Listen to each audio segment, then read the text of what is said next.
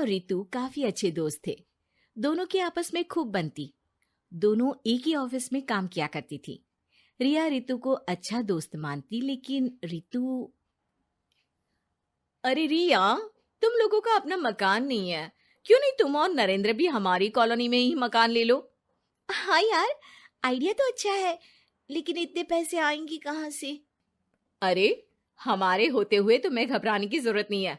रुको, मैं अपने दूर के एक भाई से बात करती हूँ। उसका यही काम है, लोगों को घर दिलाना। थोड़ा सा कमीशन लेता है, लेकिन मार्केट के रेट से कम दामों में घर भी दिला देता है। अरे वाह, तुम अपने भाई से बात करो, मैं नरेंद्र से बात करती हूँ।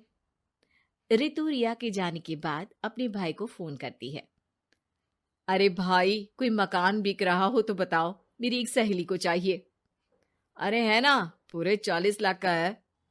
ओ भाई, ठीक है, फिर मैं उसे 45 लाख का बोलूंगी। दोनों मिलकर 5 लाख का आधा आधा बांट लेंगे, ठीक है? रितु रिया को मकान दिला देती है, लेकिन एक दिन उसका नया मकान देखने नरेंद्र की बहन आती है। अरे भैया, मकान तो अच्छा है, कितने का लिया? तुम्हारी भाभी की सहेली ने दिलवाया है, बड़ा ही ठीक रेट में मिल गया नीरू, सिर्फ 45 लाख का। तभी नीरू का पति बोलता है, नरेंद्र, ये तो बहुत महंगा है। मेरे दोस्त ने भी यही मकान सिर्फ 38 लाख में लिया है। चलो मैं तुम्हें उनके घर ले चलता हूँ। दोनों नरेंद्र की जीजाजी के दोस्त के घर जाते हैं, जहां उन्हें रितु का भाई मिल जाता है। क्या बात है, आपने हमें धोखे से महंगा मकान बेचा है। पता है कितनी मेहनत की कमाई का पैसा है। अब ये तो आप उन मैडम से पूछे जिन्होंने आपको ये मकान दिलाया है। उनके कहने पर ही मैंने ये रेट लगाया था। अब नरेंद्र को रिया पर गुस्सा आ जाता है। वो रिया को कहता है, रिया, तुम्हारी सहेली रितु तो एक नंबर की चालबाज और धोखेबाज निकली। मैंने उसके कहने पर इस मकान के 7 लाख ज्यादा खर्च किया है। रिया को भी नरेंद्र की बात सही लगती है। वो चुप हो जाती है। अगले दिन रितु रिया से मिलती है। रितु, मुझे तुझसे ये उम्मीद नहीं थी। तुमने 38 लाख का मकान 45 लाख में हमें बिकवा दिया। रितु अपनी पोल खुलती देख जोर जोर से रोने लगती है। अरे मैंने क्या बुरा कर दिया, तेरा भला ही तो सोचा था। अरे तुझे उस प्रॉपर्टी डीलर की बात पर भरोसा है, लेकिन अपनी सहेली पर नहीं। रिया को रितु के आंसू सच्चे लगते हैं और वो उसे शांत करती है। अरे अच्छा, शांत हो जा, चुप हो जा। सॉरी, हम लोगों की ही गलती है। हमें मार्केट में पहले रेट पता कर लेना चाहिए था। चल सॉरी। अब रितु आए दिन लोगों से रिया के पीठ पीछे बुराई किया करती थी। रितु अपनी ही दूसरी ऑफिस की सहयोगी से कहती है, अरे ये रिया भले ही मेरी अच्छी दोस्त हो, लेकिन एक नंबर की कंजूस है ये। कभी कुछ खाने जाओ तो पैसा मुझे ही भरना पड़ता है। तभी वहां रिया आ जाती है।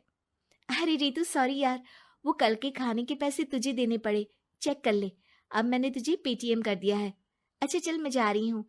रिजाइन जो दे रही हूँ, बाद में बात करते हैं। रिजाइन? क्यों? तूने अपनी बेस्ट फ्रेंड यानी मुझे भी नहीं बताया, क्यों? अरे नहीं यार, ऑल सडन प्लान बना। दरअसल ये नया घर का ईएमआई निकालनी काफी मुश्किल हो रही है, तो सोचा घर पर ही कोई बिजनेस कर लूं। अब इतनी थोड़ी सी कमाई में हो नहीं पा रहा है ना। अच्छा अच्छा, क्या बिजनेस करेगी? देख, तू तो जानती है कि यहाँ मुझे सिर्फ 15,000 मिलता है, लेकिन घर में बच्चों का प्ले स्कूल खोलूंगी तो पूरे 4,000 एक बच्चे से मिलेगा। 10 भी आ गए बच्चे तो पूरे 40,000 की कमाई, वो भी घर पर रहकर। है ना अच्छा आइडिया? रितु को रिया की बात से जलन होती है। वो कहती है, अरे फिर 10 क्या, 50 बच्चे का ही सोचना। अरे कहाँ यार, घर में इतनी जगह कहाँ। सुन ना, एक काम करते हैं, हम मिलजुल कर किराए का मकान लेकर उसे सजाते हैं। फिर ज्यादा कमरे होंगे तो ज्यादा बच्चे आ सकेंगे ना। हाँ, लेकिन मैं एक बार नरेंद्र से पूछ लेती हूँ। रिया नरेंद्र को सारी बात बताती है। देख लो रिया, मुझे तुम्हारी इस सहेली में जरा सा भी विश्वास नहीं है। अरे नहीं नहीं, वो ऐसी नहीं है। मिलकर काम करेंगे, जो पैसे आएंगे आधे आधे बांट लेंगे। इसमें बुरा क्या है, काम भी अच्छा होगा। फिर क्या था, दोनों मिलकर काम शुरू करते हैं। पूरा कमरा बच्चों के हिसाब से सजा दिया जाता है। टीवी, फ्रिज, बेड और न जाने क्या क्या। तेरे और मेरे मिलाकर 2 लाख का खर्च हो गया। अरे कोई बात नहीं, पैसे कमाने के लिए इन्वेस्टमेंट तो करनी पड़ती है। अब इतनी बड़ी रकम है, अच्छा है कि दोनों ने मिलकर कर ली, वरना एक के बस की तो बात नहीं है। हाँ, लेकिन अब मैं ना एक बात बोलना चाहती हूँ। देखो, पिछले 2 महीनों से जब से ये काम चल रहा है, सारी मेहनत मेरी ही है। मैं ही सारा दिन यहाँ का काम देखती हूँ। तो अब मैं तुम्हारे साथ ये काम नहीं करूंगी। अकेले मैं ये स्कूल चलाऊंगी। अरे ऐसे मत बोलो रितु, मैंने नौकरी भी छोड़ दी। थोड़ी बहुत सेविंग्स थी, वो भी मैंने स्कूल को बनाने में लगा दी। अब यार, तुम तो आलसी भी हो। मुझे नहीं लगता तुम ये काम कर पाओगी। रितु, नरेंद्र ठीक बोलते थे, तुम भरोसे के लायक नहीं हो। ये मेरी गलती है कि मैंने तुम पर विश्वास किया। अच्छा जी, तो गलती की ना। मैं तुमको तुम्हारे पैसे धीरे धीरे करके दे दूंगी। अच्छा होगा कि अब तुम यहां से निकल जाओ। बेचारी रिया सर झुकाकर घर वापस आ जाती है। नरेंद्र, वही हुआ जिसका डर था। रितु ने मुझे पार्टनरशिप से हटा दिया। मैं ये बात जानता था रिया, लेकिन मैंने तुम्हें इसलिए फोर्स नहीं किया क्योंकि जब तक तुम खुद धोखा नहीं खाती, तुम्हें अकल नहीं आती। हाँ, लेकिन अब वही जो पहले सोचा था।